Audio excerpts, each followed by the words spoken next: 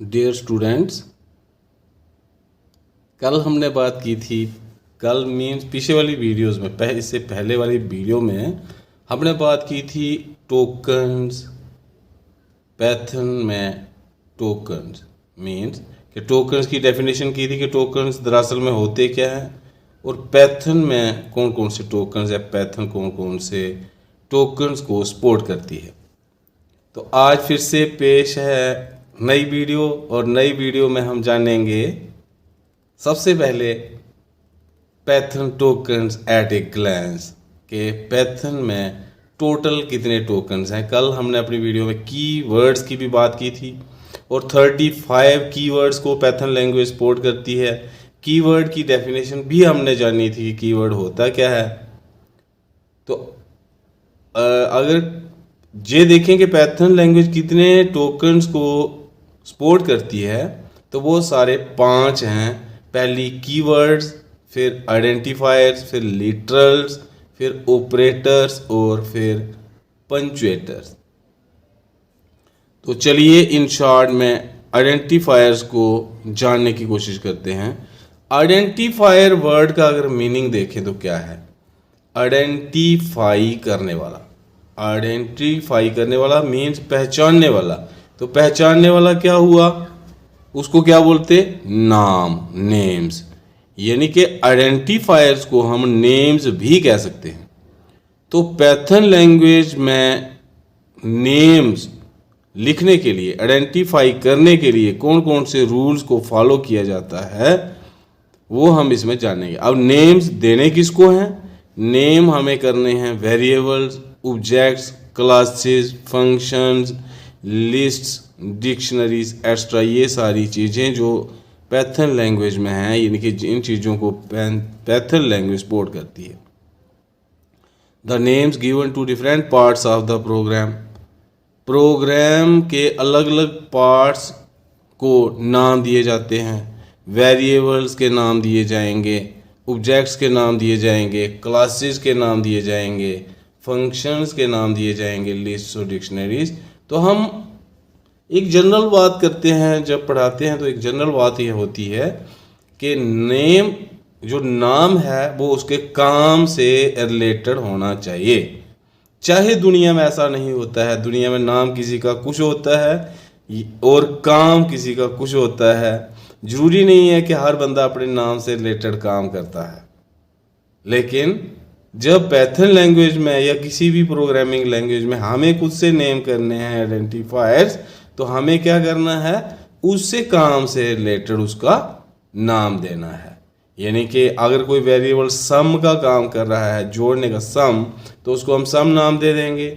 अगर कोई मल्टीप्लिकेशन का तो हम मल नाम दे सकते, सब नाम दे सकते। इस तरह से उसके नाम हो सकते। ऑब्जेक्ट्स, तो अगर कोई स्टूडेंट है तो स्टूडेंट नाम दे सकते, टीचर है तो टीचर नाम दे सकते, क्लास है तो जिस तरह की वो क्लास है, चेयर है, टेबल है, रूम है, जो भी है तो उससे रिलेटेड नाम देना है। फंक्शंस, तो जो फंक्शन काम कर रहा है, अगर कोई फंक्शन स्क्वायर रूट निकालता तो हम शॉर्ट में SQRT लिख सकते हैं।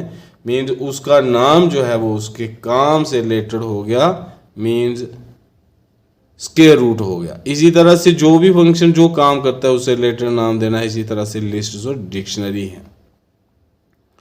These are also known as the fundamental building blocks of a program. इन सब को, वेरिएबल्स को, object, classes, building blocks fundamental बोलेंगे क्योंकि इनको ही मिलाकर जो प्रोग्राम है वो चलेगा।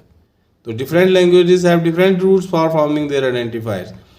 हर लैंग्वेज, हर कंप्यूटर लैंग्वेज के अपने रूल्स हैं। जरूरी नहीं है जो पैथन लैंग्वेज रूल्स फॉलो करती है वही C या C++ या जावा करती होंगी। नेवर, ऐसा नहीं है। कर भी सकती है, नहीं भी कर सकती हैं। अपने अपने कॉमन भी हो सकते और यूनिक भी हो सकते।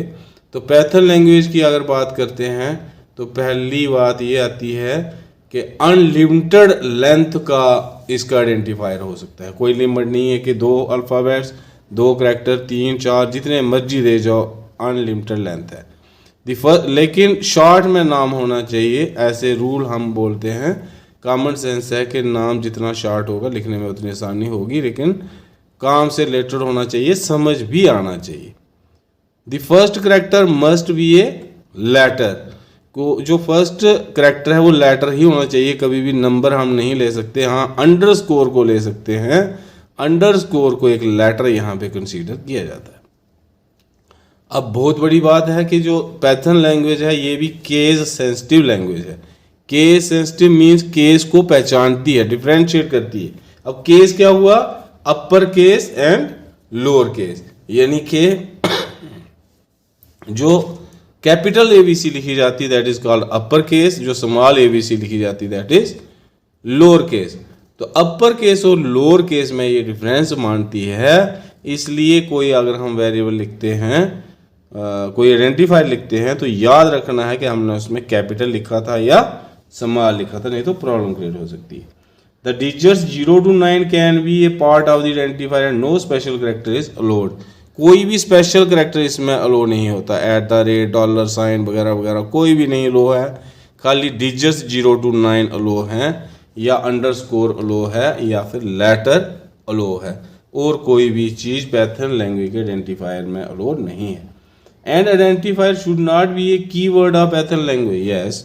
तो it is the main thing कि जो आइडेंटिफायर है वो कीवर्ड नहीं होना चाहिए। कीवर्ड जैसा कि हमने अपनी प्रीवियस वीडियो में देखा है या सुना है कि जो कीवर्ड है ये किसी भी लैंग्वेज में स्पेशल एक अपना मीनिंग रखता है। तो जो कीवर्ड है वो कीवर्ड ही रहना चाहिए, उसको हम एज आइडेंटिफायर यूज नहीं कर सकते हैं। तो इस वीडियो में शायद इतना ही हम रखेंगे, और आगे वाली वीडियो में हम बात करेंगे पैथन लिटर्स की, क्योंकि एक दिन में इतना ही हो सकता है, ज़्यादा मुश्किल हो जाएगा पढ़ना समझना। तो इसके साथ ही धन्यवाद, थैंक यू।